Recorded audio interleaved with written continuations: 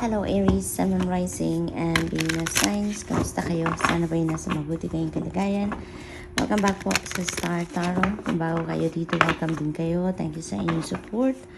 I truly appreciate it. God bless you all. Tingnan natin ang mga messages ng Aries. Pauna mensahe po ninyo ay embracing the future. Ayan. So I step into the future with an open heart. So this is such a beautiful energy, Aries, kasi 'di ba, kung ano yung ginagawa natin ngayon, makikita din natin 'yan or makikita natin ang resulta, no, in the future. Kaya most likely ang karamihan sa inyo dito, no, yung parang nag-i-invest na kayo sa ngayon. Gumagawa na kayo ng mga bagay sa ngayon na kung ano man yung gusto ninyong makita in the future. Ngayon ninyo tinatanim yung seeds, kumbaga, no? So, what else? We have igniting courage. Ayan. So, I am strong, valiant, and courageous. So, maybe ngayon, you're going to activate your courage, no, and inner strength for you to be able to do whatever it is that you are envisioning for yourself. Kung ano yung mga gusto ninyong gawin, kung ano yung gusto ninyong i-push ngayon na nagagawin, no, maaaring yan ay talagang mangyayari, yan ay susubukan ninyong mangyari, susubukan ninyong gawin dahil desidido kayo, no, na makita ninyo sa inyong 3D reality kung ano yung ina-envision ninyo for yourself. Kaya maybe kailangan ninyo ngayon ng inyong tibay ng loob, lakas ng loob, no, para ma-manifest ninyo ang mga yan in the near future. So ngayon, you're heading towards whatever it is, no, na mga goals ninyo, mga heart's desires ninyo, no. So what else? We have cherishing self. Ayan, I accept and love myself. That is really good. No, napakaganda din yan. Kasi hindi lang tayo dapat na laging nagtatrabaho lang. Hindi dapat na nagpo-focus lang tayo sa kung ilang bagay lang or kung ilang parte lang ng buhay natin, you know. But we need also to cherish ourselves. We need to love ourselves, hindi ba? I-pamper din naman natin yung mga sarili natin paminsan-minsan, hindi ba? So what else? We have listening with your heart. I trust the messages I receive from my heart. Divinely guided kayo dito, Aries, no? May mga intuitive messages siguro kayo, and even mga mga gabay, no, coming from your heart. Meron kayong inner voice dito na lagi din bumubulong sa inyo kung ano ang nararapat ninyong gawin. Okay? So ngayon, you need to really listen to your heart, listen to your inner voice, listen to your intuition, because dyan papasok, no, yung mga mensahe para sa inyo as gabay as you head towards this newness, no, as you head towards investing your efforts, your time, your kung ano man yung binabalak ninyong gawin. Giving birth, definitely, no, talagang you are planting seeds at this time. You are starting something new dito sa giving birth. It's either nagsisimula kayo ng bagong pamilya, ng sarili ninyong pamilya, magsisimula kayo dito ng bagong endeavor, magsisimula kayo ng mga bagong proyekto, yung mga ganon. It's either ganon ang sitwasyon ninyo or literal kayo na you are giving birth. Some of you Aries ay talaga siguro manganganak na sa ngayon, around this time, or maybe you are conceiving, no? Maaring nagbubuntis ang iba sa inyo, or you are going to start conceiving. Kung hindi man kayo yon, may sitwasyon na gano'n, maaaring yung person ninyo ang manganganak na or yung magsisimula ng magbuntis, no? Receiving from angels, shimmering wings of angels embrace me with love. Ayan, so napakaganda talaga, no, ng energies ninyo sa ngayon dahil ginagabayan kayo, no? Ginagabayan kayo ng Divine Universe. You are being sent information, messages, guidance na makakatulong sa iyo as you embark on this new journey sa buhay ninyo. And at the same time, pati yung mga angels ninyo ay laging nandiyan dyan, no? Niyayakap kayo, nagpaparamdam sa inyo na they are there to support you, to guide you, to protect you, to guard you. Okay? So good luck, and that's all I have for you for today. Thank you for watching. Love and light. Namaste. Hello, Leo, Sun, Moon, Rising, and Venus signs. Kamusta kayo? Sana po nasa mabuti kayong kalagayan. Welcome back po sa Star Tarot. Kung bago kayo dito, welcome din kayo. Thank you sa inyong support. I truly appreciate it. God bless you all. Tingnan natin ang mga messages ni Leo. Una mensahe po ninyo ay manifesting dreams. Napakaganda nitong message na to because your dreams are coming true, no? Maaring yung pangarap ninyo dito is for bounty, is for prosperity and abundance. Maaring yun ang pinapangarap ninyo and you are going to bring that to life. Yan ang maaring mag-manifest na sa buhay ninyo. Yan ang maaring makita nyo na sa ngayon, ano, sa inyong reality. So, what else for Leo? We have been living in magic. Ayan. So, true magic is abounding in my life. So, these are miraculous events, no? Na maaaring mangyari sa inyo. Maaaring hindi ninyo talaga sukat akalain na yung pag-manifest ninyo ng prosperity and abundance ninyo is nandiyan na or ngayon na mangyayari. So, maybe pagdating niyan talagang hindi ninyo sukat akalain, hindi ninyo mapaniwalaan, ano, na talagang yan ay nandiyan na. So, be on the lookout for that, Leo, for every opportunity na meron kayo sa paligid ninyo na makapag-manifest na kayo ng kung ano man itong mga dream ninyo, no? Yeah, rising above, I see only beauty and grace. Ayan. So, you're going to be successful dito sa kung ano man ang mga pinagdadaanan ninyong mga difficult situations or mga difficult times, no? Leo, ngayon, you're going to rise above your situation. Pagtatagumpayan ninyo yan. So, rest assured that that is coming to fade away already, no? Mahahanapan nyo na ng solusyon ng mga yan. Mahahanapan nyo na ng lusot, kumbaga, kung ano man ang mga challenging times na yan. Embarking on an adventure. You are going to embark on an adventure. This is travel. This could be pasyal.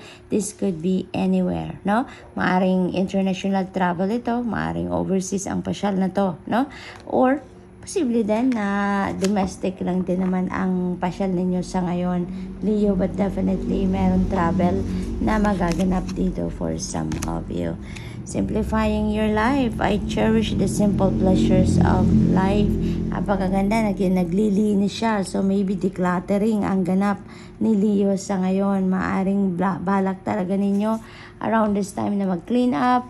It's weekend naman, kaya most likely kayo ay maglilinis talaga ng bahay, mag-organize, magdi-declutter. Siguro, alam mo yun, di ba? Kung ano yung nakikita ninyo, ano nakikita ng mata natin, nakaka-apekto yan sa psychological aspect natin, di ba? Kapag makalat, ang nakikita natin, disorganized, parang ganun na rin ang nararamdaman natin. Ganun na rin yung laman ng isip natin, di ba? Disorganized din. Kaya most likely, yun ang ganap ng iba sa inyo. Kaya ililinisin nyo, mag-organize kayo ng physical space ninyo at magliligpit-ligpit, mag-aalis ng kalat, yung mga ganon, magdi-discard na ng kung ano man ang hindi na napapakinabangan or hindi niyo na ginagamit. Maaring magdo-donate din kayo sa ngayon, no? And with that, mararamdaman ninyo, maayos ang nakikita ng inyong mga mata, maayos din ang iyong naiisip, maayos din ang inyong nararamdaman, no? And you may find peace na din ngayon sa isip at sa puso ninyo, kapag malinis na ang lahat. Looking deeper, ayan, deep within me is a majestic radiance, ayan. So, parang ito yung light ninyo, no? You are shedding your own light, no? Dito sa either sa ibang parte ng buhay ninyo na medyo hindi masyadong maganda, or you are going to share your light, no? Shed your light on others so that you can also help others to find their own light. So, maaaring ganon ang ganap dito, no? So, good luck, Leo, and that's all I have for you for today. Thank you for watching. Love and light. Namaste. Hello, Sagittarius, Sun, Moon, Rising, and Venus signs. Kamusta kayo? Sana po nasa mabuti kayong kalagayan. Welcome back po sa Star Tarot. Kung bago kayo dito, welcome din kayo. Thank you sa inyong support. I truly appreciate it. God bless you all. Una mensahe ni Sag ay looking deeper. Ayan, deep within me is a majestic radiance. Parang this is your truth, this is your light, no? Na parang you're going to shed it in other areas of life ninyo na siguro, alam mo yun, meron kayong hindi masyadong magandang nararamdaman somewhere, no? And maybe you're going to shed your own light doon sa mga dark circumstances sa buhay ninyo, ano? Posible din na yung sarili ninyong liwanag, you know, yung wisdom ninyo, yung learnings in life ninyo na you have accumulated in the past, maybe gagamitin din ninyo yan, no? To inspire other people. Maybe gagamitin nyo yan then to shed on other people's lives so that you can help other people also to find their own light, to find their own truth. Yung ganon, ano? What else? We have emerging into grace. I open my soul to grace. Ayan. So, ang napipick up ko dito sa Sagittarius, this is blessing coming in, no? May mga blessings na parating dito sa inyo and maybe that is what you are asking for. Maybe you are praying for that. Kaya maaring kung ano man ang mga biyayang parating sa inyo sa ngayon, maaring yan ay mga answered prayers, no? Sag? Kaya siguro ang iba sa inyo ngayon, prayer mode, no, nagdadasal, nakikiusap, no, na ibigay sa inyo kung ano yung inyong hinihingi. What else? We have embarking on an adventure. Ayan. So, adventure ang ganap ngayon ni Sagittarius. Maaring travel ito.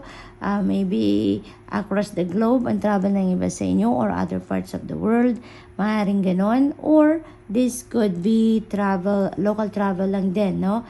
Posibleng ganun din ang ganap dito for some of you. But definitely, may travel element dito. Kaya, for sure, meron ditong babiyahe sa inyo. For different reasons. Dwelling in truth, I stand in the light of truth. Ayan, kung anong katotohanan, nandoon kayo, yun ang pinaninindigan ninyo. Wala kayong pagdududa, no? Kung ano yung totoo, doon kayo nagtitake side. Posible din ang iba sa inyo dito, this is your own truth, no? Pinaninindigan ninyo kung ano kayo, kung sino kayo, kung ano ang meron kayo. Maybe you are very proud of yourself talaga, of who you have become sa ngayon, which is really good, which is really awesome.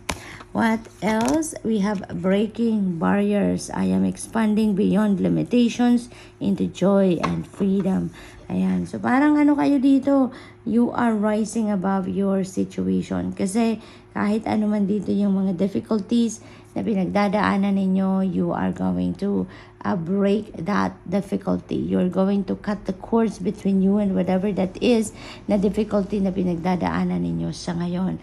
No, wala na kayong uurungan ngayon. Malakas na masyado ang inyong loob, matatag na ang inyong kalooban dito. Kaya you are going to expand, no, beyond limitations. Wala na makakapigil sa inyo. Wala nang sagabal, no? Wala na magiging sagabal dito because ano't ano man ang nandiyan dyan, may barrier man dyan, may blockages man dyan, you are going to break it, no? Talagang susubukan ninyong kumbaga i-slice ninyo yan, kung ano man ang barrier na yan, ano? At gagamitin nyo dyan yung tibay ng loob ninyo, yung lakas ng loob ninyo, no? So, what else? Making a difference. My inner light shines far and wide. Ayan. So, dito sa looking deeper, diba? Yung liwanag ninyo, yung sarili ninyong liwanag, yung wisdom ninyo, yung mga learnings in life ninyo, mga lessons learned ninyo in life, you're going to use that to inspire others. You're going to use that to guide other people, find their own light. And dito sa making a difference, yun na nga yun, exactly ang gagawin ninyo.